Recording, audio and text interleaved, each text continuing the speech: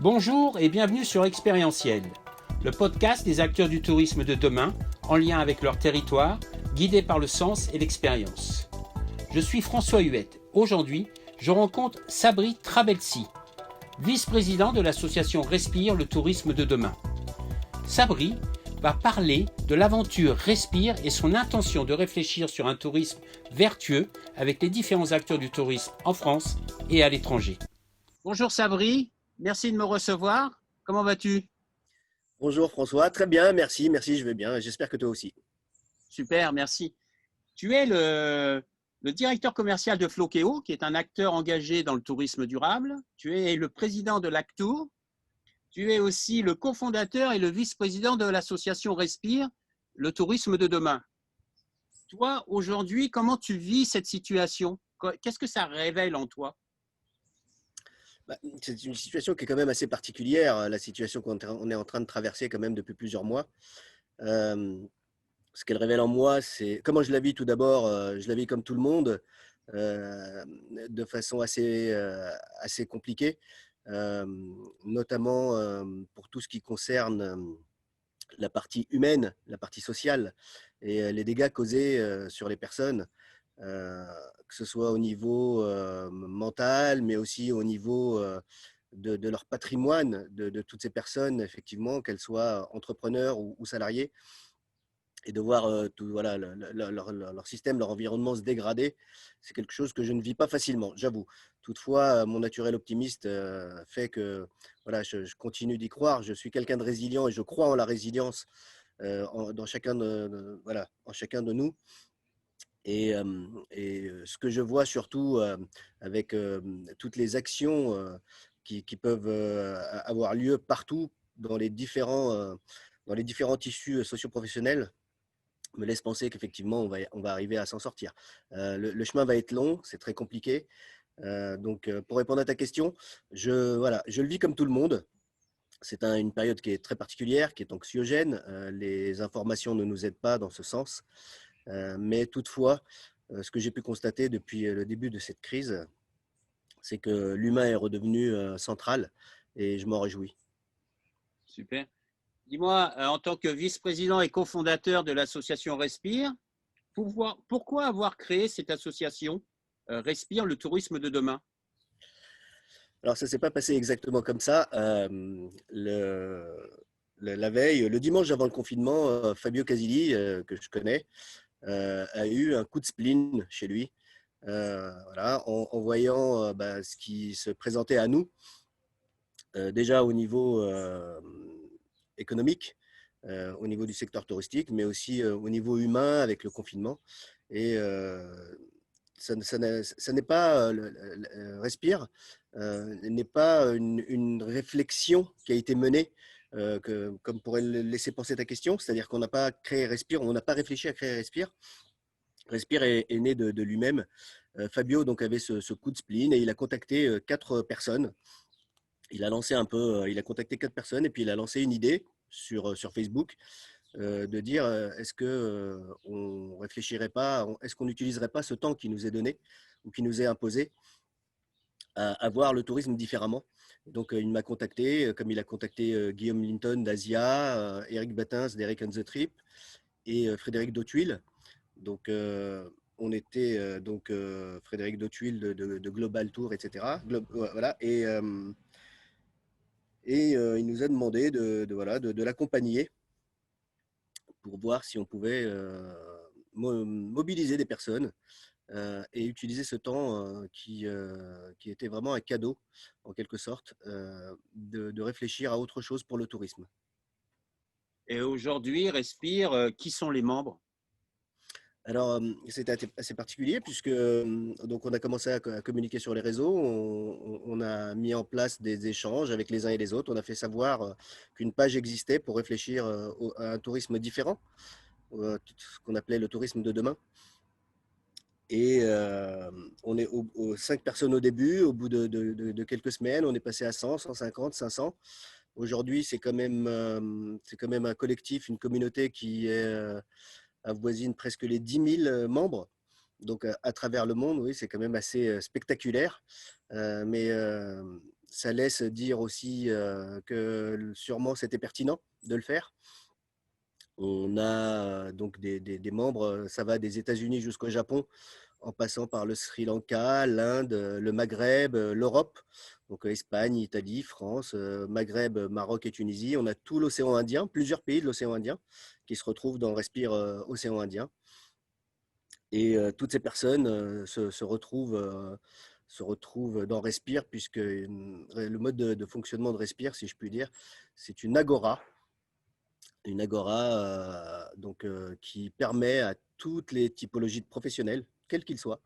Donc on va retrouver des agents de voyage, mais aussi des hôteliers, des gens qui sont dans l'hébergement, des guides, des coachs voyage, des étudiants en tourisme, vraiment toutes les typologies, qu'il s'agisse de personnes qui travaillent déjà dans le tourisme ou de futurs pros, font partie de ce collectif, et tout le monde réfléchit à ce qu'on voudrait pour demain. Et les maîtres mots sont d'abord le principe de l'agora, c'est-à-dire que toutes les voix comptent, il n'y a pas de chapelle, personne ne détient la vérité. Moi, je me suis battu depuis le début, on s'est tous battus depuis le début pour que ça ne change pas, c'est notre ADN. Donc toutes les voix comptent, comme j'ai coutume de le dire, un étudiant au tourisme a une voix qui compte autant qu'un capitaine d'industrie. Toutes les idées sont bonnes à prendre et tout le monde est à écouter. D'ailleurs, c'est vraiment aujourd'hui le mode de fonctionnement de Respire est assez particulier, et c'est ce qui est apprécié. Il est horizontal, et le maître mot, c'est comment réfléchir à un tourisme vertueux, le plus vertueux possible. Et je précise tout de même, parce qu'on pourrait penser qu'il s'agit d'un tourisme en particulier qu'on voudrait. Ça n'est pas du tout ça.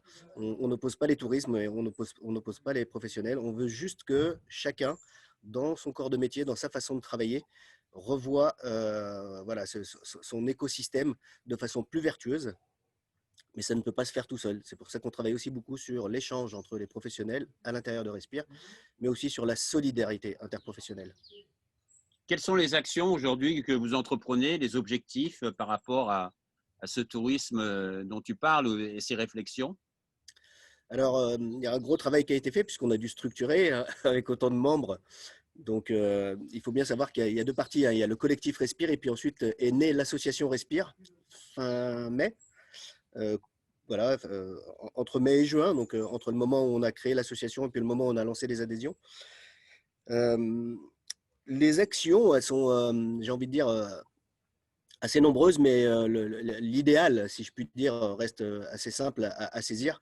C'est réfléchir au tourisme de demain. Nous ne sommes pas dans l'urgence. Il y a beaucoup d'autres collectifs qui le font très bien, comme le collectif de défense des métiers du voyage, le helpdesk qui aide, voilà, le helpdesk des agents de voyage qui aide les professionnels au jour le jour et à l'instant T à répondre à des questions qui sont des questions de gestion courante.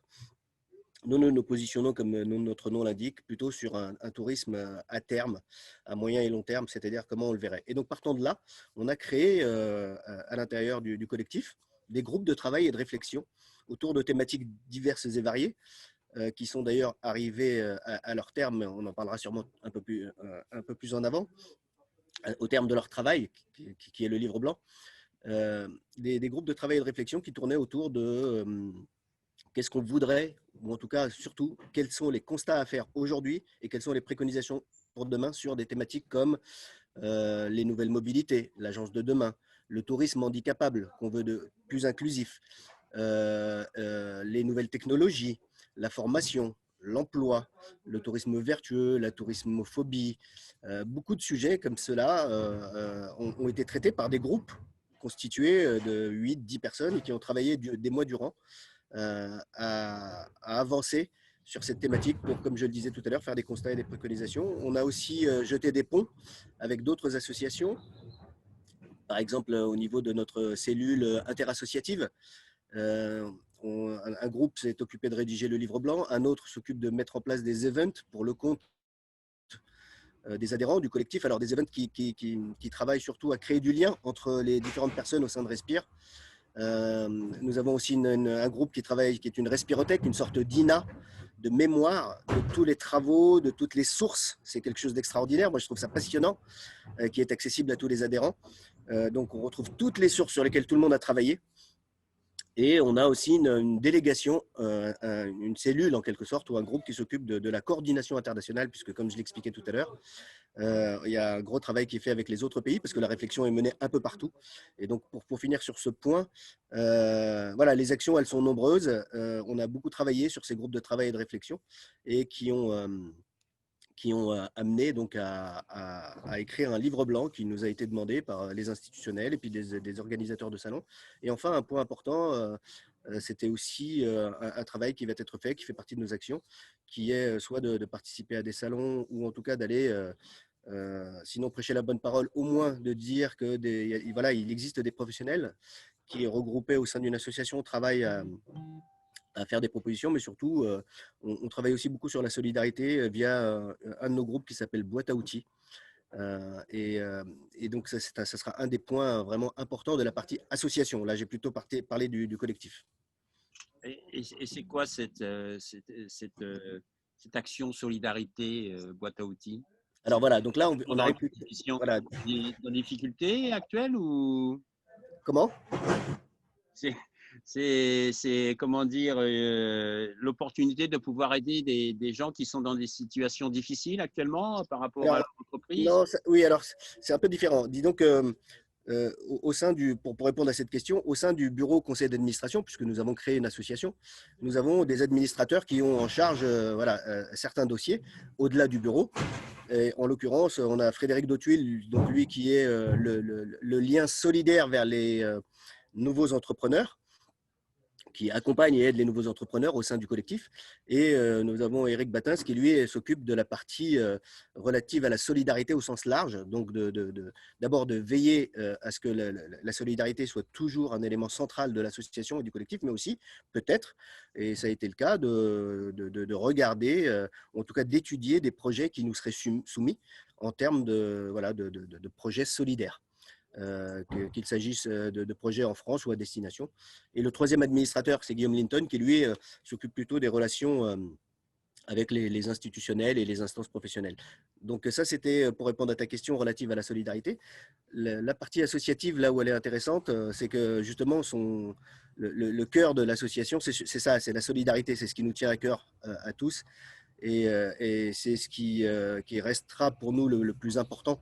À l'intérieur de l'association, il y a trois piliers sur lesquels nous travaillons beaucoup, qui sont l'emploi, donc aider les, qu'il s'agisse des personnes en situation de demande ou les sociétés qui ont des offres à formuler, de les mettre en contact. Donc on travaille sur une CVTech qui va être assez conséquente et qui va être internationale, ce qui est quand même assez intéressant, puisqu'on sait que beaucoup aussi de personnes peuvent être amenées à être intéressées par du travail à l'international, notamment chez les jeunes et les moins jeunes. Et puis beaucoup aussi à l'international peuvent être amenés à chercher des profils de tout pays.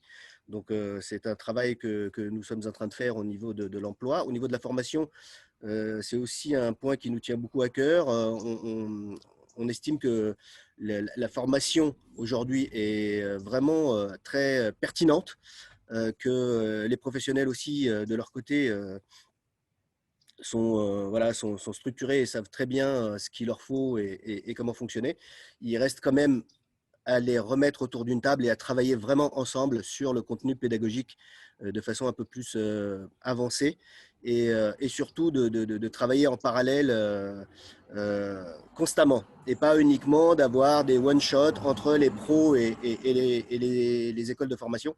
Donc on fait un gros travail là-dessus. Et enfin, le troisième point, c'est celui de la boîte à outils. La boîte à outils, ça va être l'élément central qui va permettre de négocier des deals, des solutions, tout type de solutions. Ça peut être des solutions juridiques, ça peut être des solutions logicielles, ça peut être des fiches métiers, d'apporter vraiment cet aspect réponse à vos questions sur toutes les problématiques, sur toutes les thématiques, surtout en rapport avec toutes nos typologies, puisque tu l'auras compris, elles sont quand même assez variées, nos typologies. Et enfin, le dernier élément qui permettra de mieux communiquer à l'intérieur de tout ça, c'est la mise en place d'une plateforme qui va permettre voilà, de réseauter à l'interne entre professionnels de la communauté Respire, des membres plus exactement. Donc une plateforme de mise en relation, un peu une sorte de LinkedIn ou de Viadeo, mais interne à Respire, et qui permettra à chacun de pouvoir mieux connaître et de pouvoir mieux échanger avec tous les autres professionnels. Mais aussi, on a pu le constater, parce que c'est dans ce sens-là que ça devrait servir, on a pu constater des fois que les gens, lorsqu'ils ont voulu se réadapter ou se réinventer sur de nouveaux marchés, parce que certains étaient, étaient dégradés, ou en tout cas qu'il n'était plus possible de voyager comme avant, ben, ils ne savaient pas faire. Et ce réseau va servir à se mettre en relation très rapidement avec des gens qui savent faire sur certaines destinations, sur certains territoires, pour pouvoir être réactif et savoir proposer des produits aux voyageurs. Super. Donc, la prochaine grande étape de Respire, c'est ce livre blanc. Il sort quand? Dans les semaines à venir? Alors, le livre blanc va être envoyé là au moment où je te parle. Le livre blanc a été fini par les équipes. C'était un très, très gros travail. Euh, presque 70 pages. 9 groupes de travail, c'est quand même assez conséquent, hein, des constats et des préconisations. Il devait être présenté à Evora. Bon, Evora, je ne t'apprends rien, donc a été reporté. Et donc, dans les jours qui viennent, il sera mis à disposition de tous ceux qui le demandent. Donc, nous avons donné la primeur, effectivement, aux personnes qui ont travaillé au sein du collectif, de l'association, les membres actifs, que je trouve même très actifs. Donc, les groupes de travail et les personnes à l'intérieur de ces groupes de travail ont eu la primeur hier soir, dans la nuit, de ce livre blanc. Et dans les jours qui viennent, il sera à la disposition de quiconque le demande en nous écrivant à l'adresse contact@respire.travel. Et je t'invite à le faire aussi. Donc, c'est très riche en enseignements sur toutes les thématiques que je t'ai citées. Donc, nous avons un gros travail qui a été fait au niveau des constats et des préconisations, et puis surtout une conclusion de tout ça. Donc, voilà pour ce qui est des actions menées à ce jour. Et nous en avons aussi encore à venir. Alors, qu'est-ce qui vient? Parce que tout à l'heure, quand on préparait cet entretien, tu m'as parlé qu'il y avait un événement qui se préparait gentiment dans les mois à venir. C'est ça. D'abord, on travaille à réfléchir à de nouveaux groupes de réflexion. On a commencé à avancer dessus. On a des zooms quand même assez réguliers en interne et aussi avec les différents membres et responsables de groupe. Donc, des nouveaux groupes vont voir le jour. Ça, c'est assez intéressant. On y travaille. D'ailleurs, j'en profite pour inviter ceux que ça intéresse, soit à nous faire des propositions de groupes de travail, soit à nous proposer même de venir travailler dedans ou aller l'idée. Le principe de Respire, c'est ça depuis toujours. Ça a toujours été, comme je le disais, une agora. Donc les portes sont grandes ouvertes. D'ailleurs, on le voit, nous, à la tête des différents groupes, il y a des typologies complètement différentes de personnes, mais une richesse extraordinaire. Il faut dire qu'il y a une intelligence collective à l'intérieur de Respire qu'on ne retrouve quasiment nulle part ailleurs. Et c'est sans prétention, c'est juste le fonctionnement du collectif qui fait ça. Il y a un vrai alignement de valeurs, il y a beaucoup de sens dans ce qu'on fait. Comme je disais tout à l'heure, les thématiques sont quand même assez variées, mais les gens sont très investis. Et donc, nouveau groupe à partir de demain, si je puis dire, mais surtout un nouvel objectif de taille, puisque nous avons décidé d'organiser les états généraux du tourisme de l'après-Covid. Donc, de mettre tout le monde autour de la table en mars 2021, et qui serait une date assez symbolique à double titre, puisque tout d'abord, c'est la date du premier confinement, la date anniversaire plus ou moins du premier confinement, puisque ça tombera sur ces jours-là. Mais aussi, ça sera le premier anniversaire donc, de la naissance de Respire. Dis donc, en un an, ça bouge. Oui, c'est le moins qu'on puisse dire. En un an, on est quelques-uns à avoir pris 10 ans. Ça nous occupe beaucoup. Mais c'est une formidable aventure humaine, c'est vraiment extraordinaire. D'ailleurs, ça a permis à beaucoup de personnes de se sentir beaucoup mieux alors qu'on était au fond du trou, on rentrait la tête dans les épaules. Il y a beaucoup de valeurs humaines à l'intérieur de ça, il y a une très grande bienveillance les uns envers les autres. On gomme toutes les différences, ou en tout cas, on essaie de… je tiens à préciser, c'est pas du tout un monde de bisounours, mais on a remis l'humain qui était le plus important au centre. Voilà. On a remis l'église au centre du village. Donc, il y a des différends, il y a des choses sur lesquelles peut-être on ne tombera pas d'accord, mais en tout cas, on travaille beaucoup à la bienveillance parce que quand il y a toutes ces typologies de professionnels, forcément, on ne peut pas tous être d'accord sur tout et encore moins des fois sur les façons de travailler. Mais quoi qu'il en soit, voilà, on a fait un gros travail sur la bienveillance, sur la compréhension de l'autre, sur l'échange, sur la solidarité et une vraie participation démocratique, si je puis dire, puisque l'intelligence collective est vraiment au centre de tout ça. Donc oui, on a beaucoup travaillé, on continue de travailler beaucoup. Et, euh, et je remercie ici toutes les personnes qui travaillent dans Respire, enfin qui travaillent bénévolement, qui donnent de leur temps, ce temps pris par ailleurs, puisque certains quand même continuent de travailler, et puis d'autres essaient de trouver des solutions hein, voilà, pour faire vivre leur société et puis leurs employés. On a des exemples qui sont émouvants à l'intérieur de Respire, de situations qui ne sont pas faciles.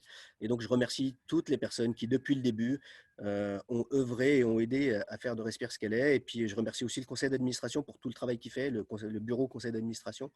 Et enfin, je voudrais préciser quelque chose qui est important. Je remercie toute personne qui a donné ne serait-ce qu'une heure à l'association parce que c'est quelque chose qui me tient beaucoup à cœur. Dans le bénévolat, celui qui donne une heure, pour moi, est tout aussi important que celui qui donne 100 heures. Il y a une raison à ça, c'est que, en fait, voilà, celui qui donne une heure, si ça se trouve, il n'a qu'une heure à donner, ou une heure et demie, et donc il a donné quand même le plus gros de son temps. Et celui qui a donné 100 heures, il est très appréciable aussi. Mais les deux ont beaucoup de valeur à mes yeux et ont beaucoup de valeur à nos yeux, puisqu'en réalité, les deux ont participé à faire de Respire ce que c'est devenu aujourd'hui. Et donc, je remercie aussi toutes les personnes qui étaient là au début, qui ont aidé et qui peut-être, pour des raisons personnelles, n'ont pas eu le temps de continuer, qu'elles sachent que la porte est toujours grande ouverte et les personnes reviennent quand elles veulent. Et d'ailleurs, pour celles qui l'ont expérimenté, elles ont bien vu que même des semaines ou des mois après, quand elles reviennent, tout le monde est content de les retrouver parce que c'est vraiment notre mode de fonctionnement. Et moi, je peux en témoigner de différentes manières. La première manière, c'est la façon dont toi, tu m'as accueilli avec ce podcast. Dès les premières publications, tu m'as soutenu et tu n'hésites pas à partager les différents podcasts qui sont publiés. Ensuite, je fais partie maintenant de l'association Respire. Et la semaine dernière, j'ai pu participer à ces différents cafés Respire où justement ce lien humain, cette convivialité est présente. On la vit. Moi, j'ai fait venir une amie qui est dans une situation professionnelle très délicate et qui a vécu ce moment avec beaucoup de joie et beaucoup de bonheur et qui va rejoindre l'association parce que ça la nourrit humainement et dans sa recherche, une recherche de sens, mais aussi une recherche d'un chemin personnel où c'est tellement riche d'incertitudes aujourd'hui et de doutes que quand on a un certain âge, ben, ce n'est pas forcément évident. Ces doutes sont renforcés. Et je tenais à te remercier et à remercier Respire pour ce lien humain, cette bienveillance. Et je pense que c'est ce qui manquait à notre industrie du tourisme, c'est que d'une certaine manière, avec le temps, on devenait très axé sur une logique financière. Et ça fait vraiment plaisir de revoir qu'on remet l'humain au cœur du tourisme. Il y avait quelqu'un hier que j'interviewais qui me parlait de l'hospitalité et de l'accueil. Et que dans son métier, eh bien, il réapprenait aux gens à accueillir les autres. Et c'est ça l'essence du tourisme. C'est vraiment aller à la rencontre de l'autre, partager, échanger. Des fois, c'est l'histoire d'une vie, des fois, c'est l'histoire d'un moment, mais c'est une expérience qui est touchante et on a besoin de se reconnecter à notre cœur. Donc, merci pour ça. C'est le sens qu'on doit retrouver, effectivement, oui. Ouais, moi, je pense, sincèrement, que pour sortir de cette période qui est extrêmement difficile pour tout le monde, hein, parce que comme tu le disais, hein, je veux dire qu'on est tous affectés d'une manière ou d'une autre. Je crois en deux choses. C'est un, que le tourisme redevienne un porteur de sens, avec un lien très fort avec son territoire. Et deux, la coopération. On ne va pas y arriver tout seul. Donc, c'est ensemble, c'est en partageant nos idées qu'on va pouvoir construire quelque chose dans lequel on va se retrouver les uns les autres et on va trouver notre place et puis auquel on peut contribuer aussi. Donc, bravo, continuer cette initiative. Mais tout à l'heure, je parlais de cette situation un peu dramatique. Oui, tu veux dire quelque chose? Vas-y. Mais tout à l'heure, je parlerai très brièvement du café, les cafés de Respire. D'accord. Vas-y, je t'en prie. Oui, en fait, effectivement, je voulais revenir sur ce que tu disais. Il y a Respire, voilà, ne se voile pas la face. Il y a deux choses qui sont, enfin, il y a une chose qui est très importante, c'est aussi le travail des gens. C'est ce qui les a, voilà, ils ont été tous touchés économiquement et tout le monde essaie de s'en sortir. Donc, nous, on travaille à leur trouver, pas à trouver des solutions, mais à leur dire ce qu'on aimerait pour le tourisme de demain. Donc ce tourisme qui a du sens, d'ailleurs le terme qu'on retrouve chez nous, c'est tourisme vertueux. Parce qu'à l'intérieur de vertueux, on retrouve tout ce qui est durable, tout ce qui est éthique, tout ce qui est responsable, tout ce qui a du sens, par définition vertueux. Et d'ailleurs, vertueux a un sens beaucoup plus large, puisque, encore une fois, ils n'opposent pas les uns aux autres. On peut très bien faire des tourismes différents, pour autant qu'ils soient vertueux. Tous ne sont pas nécessairement durables ou responsables ou éthiques, mais au moins qu'il y ait de la vertu dedans et du sens. Et c'est très important, autant pour le tissu économique que pour les personnes, qu'elles soient clients ou voyageurs ou qu'elles travaillent ou que celles qui travaillent dans le tourisme. Et donc, voilà, il y a deux éléments très importants chez nous, c'est la réflexion sur qu'est-ce qu'on veut comme tourisme, mais aussi l'humain, c'est très important. La collaboration, la solidarité, la bienveillance, l'entraide. Et enfin, comme tu le disais tout à l'heure, les cafés de Respire, en fait, les cafés de Respire, c'est vraiment la fameuse agora, mais pour le coup, c'est une agora un peu différente, celle-ci. On l'a voulu comme le café d'en bas de chez soi. Voilà, celui où on va boire son petit noir ou son thé avant d'aller travailler. Ça peut être aussi celui où celui qu'on boit à la machine à café, celui qui se trouve en bas du boulot, dans lequel on retrouve les collègues avant d'aller travailler. Quoi qu'il en soit, c'est un endroit, encore une fois, avec des portes grandes ouvertes, où de 9h à 10h, tous les jours, avec le même lien qui se trouve sur nos différents réseaux sociaux, hein, LinkedIn ou Facebook, n'importe qui peut venir passer un moment. Voilà, je le disais en plaisantant, ça peut être avec son café, son thé, son blanc limé, chacun ses habitudes, mais c'est grand ouvert, on rentre, on sort, on passe 10 minutes, on passe un quart d'heure, on va passer une heure, on fait ce qu'on veut, on dit bonjour, on dit au revoir, et surtout on échange. On échange avec les uns et les autres, c'est ouvert, c'est pas un webinaire, il n'y a pas quelqu'un qui explique ce qu'il faut faire ou pas. Il y a juste un animateur qui aide à donner la parole. Et encore, la parole, tous les micros sont ouverts, hein, mais qui aide surtout à chacun à se présenter, à y aller, enfin, à pouvoir prendre la parole plus facilement. On essaie de désinhiber ceux qui restent un peu sur le côté. Et tu l'auras remarqué, on attire des personnes vraiment de toutes les catégories possibles et de toute typologie de métier. Et on a des jeunes, des moins jeunes, des étudiants, des gens qui travaillent depuis toujours, des gens qui sont à la tête de sociétés, des gens qui sont à la recherche d'emploi. Et surtout, on a des humains qui vivent des situations qui sont complètement différentes les uns et les autres. Et tu auras pu le constater en échangeant. D'abord, on arrive, c'est une sorte de, ça peut être une catharsis pour certains, on arrive effectivement à dire ou à échanger voilà, autour de thématiques qui peuvent être compliquées, mais aussi on a des témoignages de résilience, d'énergie qui sont extraordinaires. Et j'ai vu, et tu as pu le constater aussi, que pas mal arrivaient un peu la tête, voilà, rentrée dans les épaules, comme je disais tout à l'heure, et repartaient avec le sourire. Et c'est le vrai petit café, le bistrot du coin dans lequel on vient discuter avec les uns et les autres. Et c'est un rendez-vous tous les matins qui permet voilà, de commencer sa journée comme ça. Et c'est ouvert à tout le monde. Vraiment, venez quand vous voulez, comme vous êtes. Et vous verrez, c'est un lieu unique et il est vraiment à découvrir et à partager. C'est marrant ce que tu racontes, ça me rappelle quand je travaillais aux Maldives et que je dirigeais un hôtel aux Maldives. On est sur une île, hein, c'était 3 hectares, on était bloqués, c'est comme être sur un bateau de croisière, entre guillemets. Et on vivait, on travaillait ensemble, etc. Et les réunions les plus productives, c'est quand on allait boire un café. On allait au bar et on allait boire un café. Et c'était un moment de convivialité, de bonne humeur, d'échange, où on apprenait à se connaître, où on partageait des moments, des émotions personnelles ou des moments de vie ou une histoire personnelle qui nous touchait. Et puis on le faisait dans la bonne humeur et on se rendait compte des fois qu'il y avait un de nos collègues qui vivait quelque chose qui n'était pas bien pour lui, qui lui faisait mal, dans lequel il était en souffrance. Et il y avait une solidarité naturelle qui se mettait en place, qui était vachement sympa. Et vraiment, c'était pour moi, ces pauses café, les moments les plus productifs de la journée. parce que c'est complètement informel et on remet, comme tu le dis, l'humain au centre. C'est puissant. Peut-être que c'est une solution pour arrêter ces réunions qui durent des heures et des heures et se dire, bah voilà, dorénavant, on va sortir de la salle rectangulaire. Ça, c'est vrai, ouais.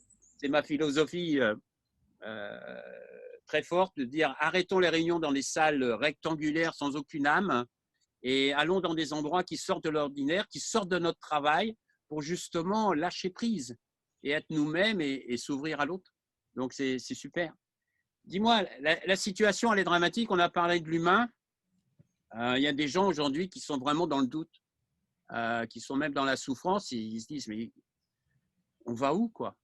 Et toi, par rapport à ton expérience, justement, par rapport à tous ces travaux que tu as pu vivre, est-ce que tu as quelque chose à partager avec eux? Leur dire, écoutez, lâchez pas prise, quoi. On descend là, très bas, mais ça va remonter. Et en attendant, en remontant, qu'est-ce qu'on peut faire? Tu as une idée, toi? Qu'est-ce qu'on peut faire? D'abord, bon, l'histoire nous rappelle que la vie est faite de hauts et de bas. Donc, effectivement, c'est plus facile à dire qu'à vivre. Mais il faut vraiment s'armer de courage, de patience. Ça, c'est très important. Et à la limite, si on n'y croit pas, il suffit de regarder peut-être ce qui se passe autour de nous. Il y a beaucoup de gens qui ont mis un genou, deux genoux à terre et qui se sont relevés. Je pense que la situation va s'améliorer. Il ne peut pas en être autrement. Moi, ce que j'ai envie de dire, c'est surtout ne restez pas seul dans votre coin. Qu'il s'agisse de Respire ou d'autres, allez vers d'autres professionnels, échangez. Apprenez les uns des autres, soyez solidaires, soyez bienveillants. Je ne me positionne pas du tout en donneur de conseils, ce serait vraiment prétentieux. Mais ce que je vois, c'est à la limite mon expérience personnelle, à titre personnel. Donc j'ai moi aussi vécu des hauts et des bas. Il y a un mois, je n'avais plus de travail. Quand j'ai commencé à en trouver, c'était au début du confinement, donc j'ai tout perdu à nouveau et j'ai redégringolé de plusieurs étages. Mais ce que je veux dire, c'est pas tant cette expérience personnelle-là, c'est surtout l'expérience personnelle que j'ai vécue au sein de Respire, qui a été très enrichissante parce que celle-ci, à l'inverse de sa force propre de ce qu'on est intrinsèquement et qui fait qu'on peut rebondir tout seul ou pas, celle-ci permet la solidarité, le collectif permet de s'en sortir. Voilà. Et à défaut de permettre de s'en sortir, au moins permet de soulager et d'écarter certaines questions qui, des fois, sont difficiles à appréhender. Venez échanger avec nous. Moi, c'est ce que je conseillerais. Allez dans des différents groupes qui existent. Nous ne sommes pas les seuls à le faire. Nous avons cette particularité quand même qu'on retrouve quasiment nulle part ailleurs. Mais voilà, le conseil que j'ai envie de donner, c'est le conseil que je donnerais à n'importe qui dans la vraie vie. Quand on ne va pas bien, il faut sortir de chez soi, il faut aller discuter, il faut aller échanger, il faut oser en parler. Il y a des gens, nous, chez Respire, qui vivent des situations qui sont vraiment très, très difficiles. Je ne vais pas les citer nommément, mais on a quelqu'un qui s'est retrouvé à l'étranger à vendre sa maison, qui est quasiment sans domicile. Tout ça pour pouvoir continuer de payer ses salariés. C'est quand même pas rien. Et tu sais très bien de qui je parle. Donc, et on a comme ça un peu partout sur la planète des gens qui vivent des situations difficiles, mais en remettant l'humain au cœur de tout. Elles retrouvent elles-mêmes de l'énergie et elles ont trouvé de l'énergie, ces personnes-là aussi, dans Respire, mais ce n'est pas Respire en tant que tel, c'est les personnes qui la composent, c'est cet endroit où on vient échanger et s'aider les uns et les autres, s'entraider et être solidaires. Et même si on ne s'entraide pas, le fait de pouvoir échanger tout simplement, de discuter et de voir un meilleur avenir non seulement est possible, mais que de toute façon il est là, il nous attend. Il faut continuer d'avancer, il ne faut pas baisser les bras, il faut être résilient et y croire surtout. Écoute, merci beaucoup pour ces belles paroles. Merci beaucoup d'avoir pris le temps de répondre à mes questions. Merci aussi, François. J'attends avec impatience de découvrir votre livre blanc dans les jours à venir. Contact@respire.travel, vous le demandez, vous le recevez. Super. Je te souhaite une super journée, Sabri. À Merci très bientôt. Moi, j'ai de la chance. Je te vois, toi, dans le brouillard, moi, dans le soleil. Et l'objectif, c'était de te mettre en lumière. C'est très sympathique. Je trouve que tu fais les choses très bien. Merci. Non, j'ai une ligne directe avec. J'ai compris, je vois ça. Météo, si tu pouvais me laisser le soleil un petit peu plus longtemps aujourd'hui, ce serait parfait. Avec grand plaisir. Merci encore, François. Je t'en prie. Bonne journée, Sabri. Au revoir. Merci. Au revoir. Merci de nous avoir écoutés. Découvrez en avant-première la personnalité de la semaine prochaine sur la page LinkedIn Expérientiel. Si vous avez aimé ce podcast, favorisez sa diffusion en lui donnant 5 étoiles sur Apple Podcast ou votre plateforme podcast préférée. Et surtout, abonnez-vous pour suivre tous les épisodes gratuitement.